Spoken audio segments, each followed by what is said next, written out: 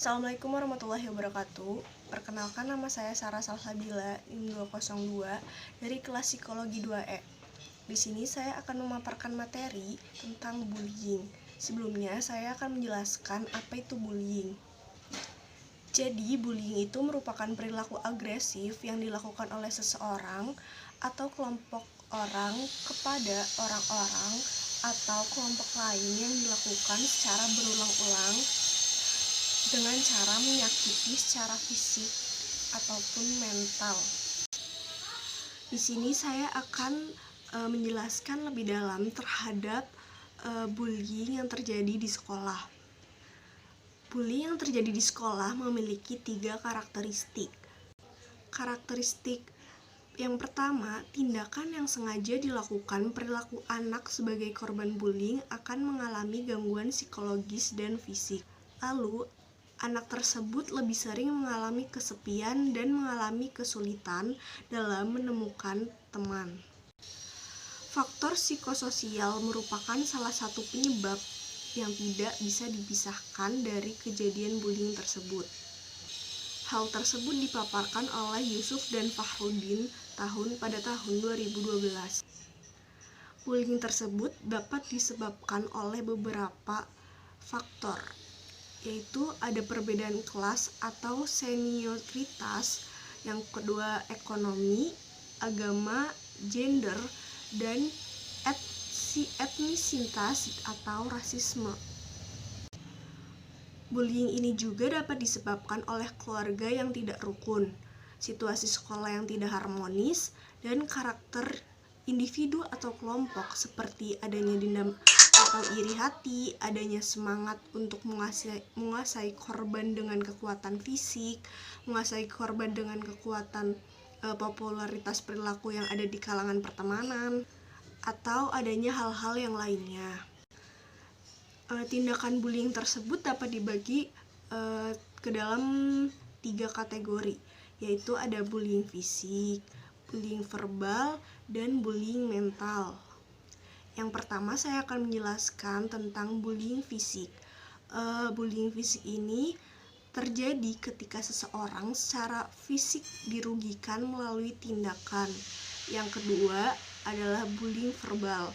Bullying verbal adalah bullying yang dilakukan dengan cara mengancam, melakukan panggilan bernada seksual, dan menyebarkan desas-desus palsu. Yang ketiga ada bullying mental atau psikologi, adalah tindakan yang dilakukan dengan mengabaikan orang lain, mengisolasi, dan membuat siswa lain tidak menyukai seseorang. Jadi bullying mental itu seperti menghasut. Jadi ada beberapa alasan mengapa seseorang atau anak melakukan bullying. Yang pertama adalah faktor biologi. Biologi seseorang itu temperamen. Yang kedua ada faktor keluarga. Yang ketiga ada teman sebaya. Yang keempat ada sekolah dan media. Di sini saya akan menjelaskan beberapa data yang saya peroleh. Ada penelitian membuktikan bahwa gabungan faktor individu, sosial, resiko lingkungan, perlindungan berinteraksi dalam menentukan etiologi tindakan bullying. Data yang saya peroleh dari National Center for Educational Statistics of America pada tahun 2013 didapatkan bahwa 27,8% siswa melakukan bullying selama di sekolah. Komisi Perlindungan Anak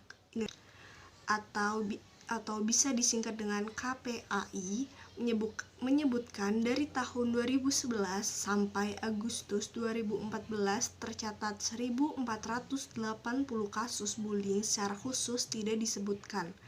Namun, kasus kekerasan terhadap anak dari bulan Januari sampai dengan Desember tahun 2014 terdapat 25 kasus dengan rincian kekerasan pada anak dalam kasus kekerasan dalam rumah tangga atau biasa disebut dengan KDRT.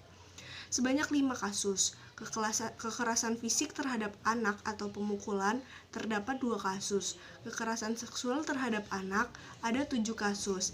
Eksploitasi anak sebanyak 5 kasus. Dan anak terkait narkoba ada 2 kasus.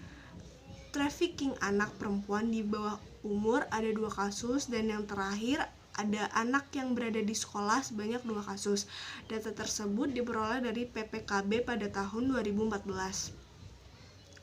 Hal yang dapat kita lakukan untuk mengurangi adanya bullying terhadap anak, adanya konselor terhadap anak-anak yang melakukan bullying tersebut. Dan yang dilakukan oleh konselor terhadap anak yang melakukan bullying tersebut yaitu yang pertama, konselor membicarakan dengan bully dan cobalah cari tahu mengapa mereka merasa perlu berperilaku seperti itu, dan cari tahu apa yang mengganggu mereka atau apa yang memicu tingkah laku tersebut. Yang kedua, pastikan remaja bully mengerti bahwa perilaku merekalah yang tidak disukai, bukan mereka. Sekian dari saya, kurang lebihnya mohon maaf. Wassalamualaikum warahmatullahi wabarakatuh. Jadi data yang tadi saya peroleh itu dari jurnal Unpad ACID dan jurnal Insyah ACID. Lalu selanjutnya nanti saya akan mencantumkan daftar pustaka di sini.